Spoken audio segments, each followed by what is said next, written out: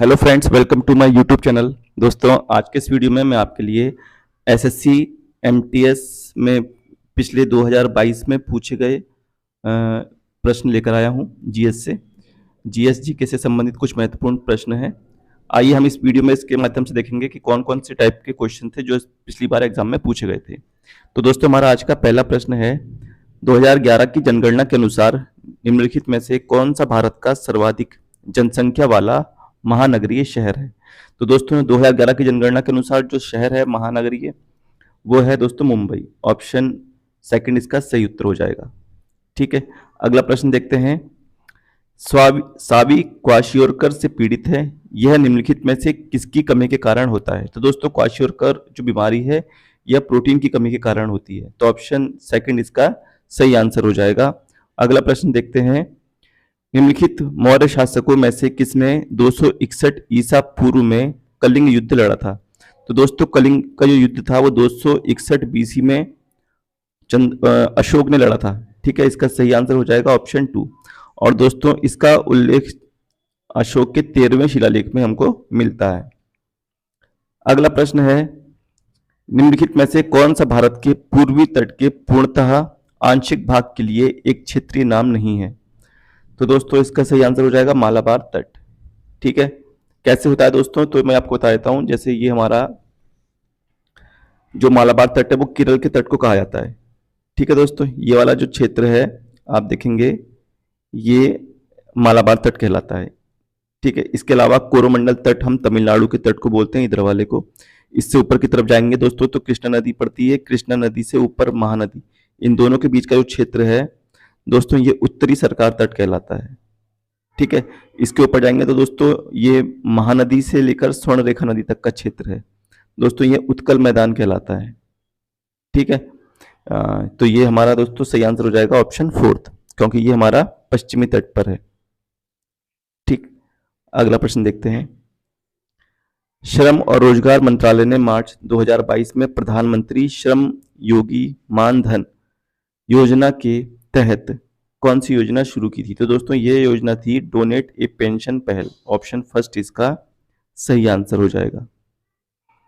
ठीक है, चलिए अगला प्रश्न देखते हैं आगे।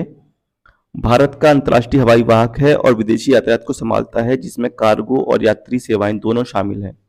तो दोस्तों, वो कौन सा भारत का अंतर्राष्ट्रीय हवाई वाहक है, वो है दोस्तों एयर इंडिया।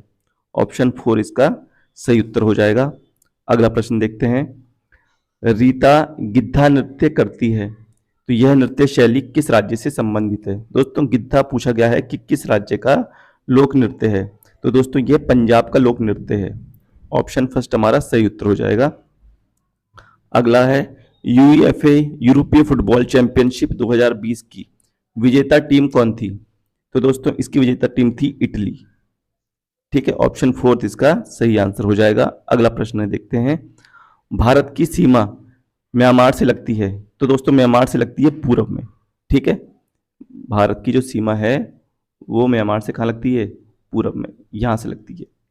ठीक है, अगला प्रश्न देखते हैं। ऑस्कर 2009 में निम्नलिखित भारतीय संगीतकारों में से किसे स्लमडॉग मिलियनेयर में अपनी रचना के लिए सर्वश्रेष्ठ मूल गीत का पुरस्कार मिला था। तो दोस्तों, ये मिला था AR रहमान जी को। ऑप्शन 3 इसका सही उत्तर हो जाएगा। अगला प्रश्न देखते हैं।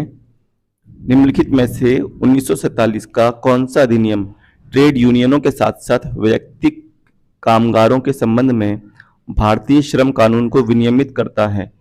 तो दोस्तों, ये करता है औद्योगिक विवाद अधिनियम। सेकंड ऑप्शन इसका सही उत्तर हो जाएगा। अगला प्रश्न देखते हैं। नमिता कायांतरित शेल के एक उदाहरण के बारे में बात करती है, वह निम्नलिखित में से कौन सा हो सकता है। तो दोस्तों, कायांतरित शेल का उदाहरण इसमें हमको इनडायरेक्टली पूछा गया है, तो दोस्तों वह होता है संगमरमर। ठीक है, इसका सही उत्तर ऑप्शन 3 हो जाएगा। निम्नलिखित में से कौन तुगलक वंश का शासक नहीं था। तो दोस्तों, ऑप्शन के हिसाब से अगर हम देखते हैं तो रुकुद्दीन तुगलक, ये तुगलक वंश से संबंधित नहीं है। इसके अलावा फिरोज शाह तुगलक, मोहम्मद बिन तुगलक और गयासुद्दीन तुगलक, इन तीनों का संबंध जो है दोस्तों तुगलक वंश से है। निम्नलिखित में से कौन सा त्योहार राजस्थान में मनाया जाता है। तो दोस्तों, राजस्थान में मनाया जाता है बूंदी उत्सव। ऑप्शन फर्स्ट इसका सही उत्तर हो जाएगा। बौद्ध वास्तुकला में स्तूप को श्रद्धांजलि अर्पित करने के लिए भक्तों के लिए पैदल मार्ग क्या कहलाता था? तो दोस्तों पहले तुम समझते हैं स्तूप क्या होता है। स्तूप की दोस्तों जो आकृति होती है वो कुछ इस प्रकार से होती है, ठीक है। इसके चारों ओर वेदिकाएं लगी होती हैं, ठीक है। ऊपर एक हर्मिका होती है, इसे हर्मिका बोलते हैं दोस्तों, ये हर्मिका कहलाती है। और इसके ऊपर ऐसे जो पत्थर टाइप के लगे होते हैं इसको हम बोलते हैं छत्रक, ठीक है दोस्तों। यहाँ पर घूमने का स्थान होता है, ठीक है, इसको हम बोलते हैं मेधी। क्या बोलते हैं? मेधी बोलते हैं। इसे बोलते हैं दोस्तों अंड। तो हमारा जो क्वेश्चन के हिसाब से ऑप्शन हो जाएगा सही, वो हो जाएगा ऑप्शन थर्ड, मेधी, ठीक है। अगला प्रश्न देखते हैं दोस्तों। जीवित जीवों के क्षेत्र और पर्यावरण के साथ उनके पारस्परिक व्यवहार को इंगित करता है। तो दोस्तों इनमें से कौन इंगित करता है? तो दोस्तों वो होता है जीवमंडल, इसे बायोस्फीयर भी बोलते हैं। निम्नलिखित में से वह कौन सा मानक साधन है जिसके द्वारा भारत में चुनाव कराए जाते हैं? तो दोस्तों भारत में चुनाव होते हैं ईवीएम, इलेक्ट्रॉनिक वोटिंग मशीन के थ्रू, ठीक है। सही उत्तर ऑप्शन 3 हो जाएगा। अगला प्रश्न है, आयनिक यौगिक NaCl का रासायनिक नाम क्या है? तो दोस्तों NaCl का रासायनिक नाम है सोडियम क्लोराइड, ठीक है। और इसे हम क्या बोलते हैं? नमक भी बोलते हैं। साधारण नमक हम NaCl को ही बोलते हैं, ये भी आपको याद रखना है। अगला प्रश्न है, भारत की नई कर व्यवस्था के अनुसार वित्तीय वर्ष 2022-23 के लिए आयकर छूट सीमा क्या है? तो दोस्तों यह छूट सीमा है 2.5 लाख रुपए तक। इसका थर्ड जो है वो सही उत्तर हो जाएगा। अगला प्रश्न है, भारतीय संविधान का कौन सा अनुच्छेद कानूनों के समान संरक्षण और कानून के समक्ष समानता प्रदान करता है? तो दोस्तों यह करता है अनुच्छेद 14, विधि के समक्ष समानता, इसके नाम से इसको हम जानते हैं, ठीक। अगला प्रश्न देखते हैं, FIDE 44वां शतरंज ओलंपियाड 2022 भारत में 2022 की गर्मियों के दौरान आयोजित किया जाएगा। तो दोस्तों कहां पर आयोजित किया जाएगा? तो यह आयोजित किया जाएगा चेन्नई में।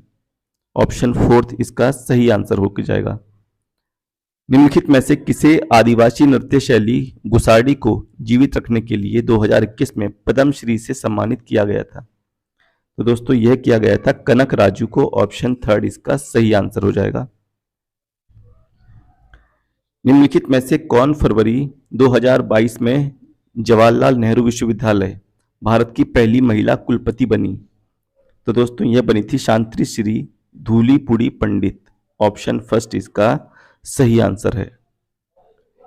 एक नाटक में नरेश ने कहा, स्वराज मेरा जन्मसिद्ध अधिकार है और मैं इसे लेकर रहूंगा। यह नारा निम्नलिखित में से किस भारतीय स्वतंत्रता सेनानी ने दिया था? तो दोस्तों यह जो नारा था यह दिया था लोकमान्य बाल गंगाधर तिलक। ऑप्शन सेकंड इसका सही आंसर होकर जाएगा।